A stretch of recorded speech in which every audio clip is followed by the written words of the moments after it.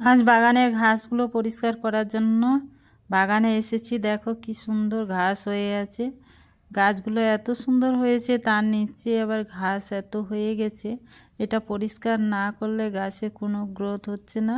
তাই জন্য আজকে ভাবলাম বাগানে গিয়ে এই টবগুলো পরিষ্কার করে ফেলি। এক একটা গাছের গোড়ায় 4-5 দিনে এত করে হয়ে যাচ্ছে ঘাস। এটাকে আজকে গোড়া থেকে তুলে ফেলবো ঘাসগুলো, তাতে করে গাছের গ্রোথ ভালো হবে। আমি এইভাবে তুলে নিচ্ছি, কোনোভাবে ঘাসগুলো মারা যাচ্ছে না।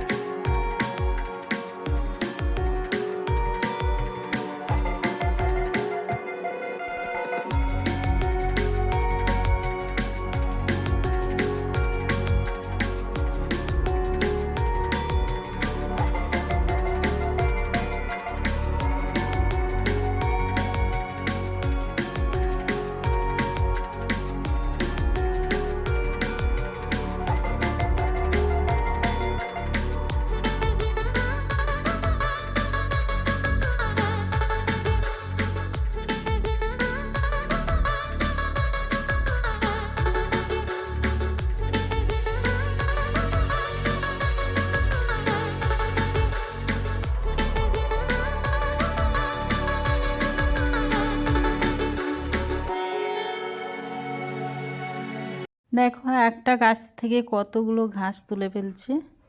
এভাবে প্রত্যেকটা টবে ঘাস পড়ে আছে।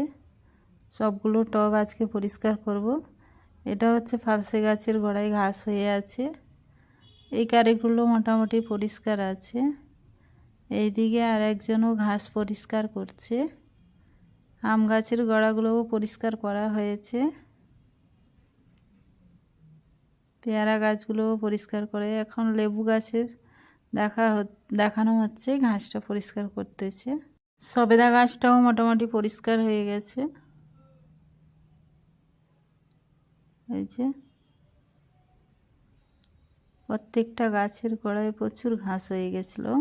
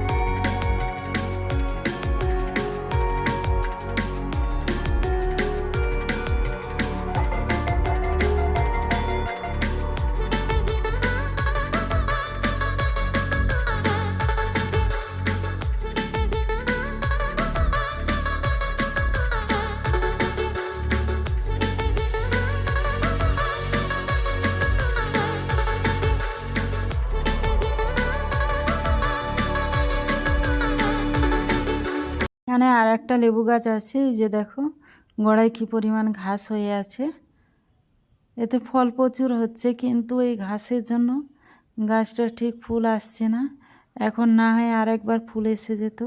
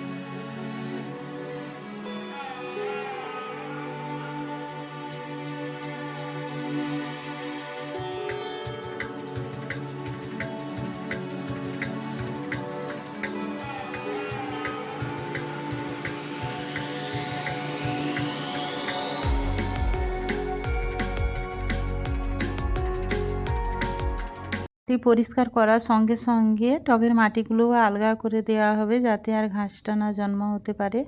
এই যে দেখো, এইভাবে করে মাটিটা কত সুন্দরভাবে রেডি করা ছিল। দেখো, হাতেই পরিষ্কার হয়ে যাচ্ছে, মাটিগুলো আলগা হয়ে যাচ্ছে।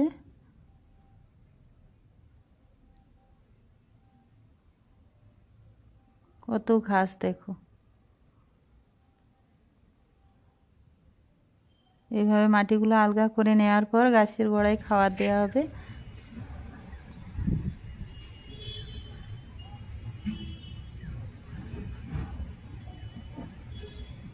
এইভাবে প্রত্যেকটা টবের মাটি আলগা করে নেওয়া হবে।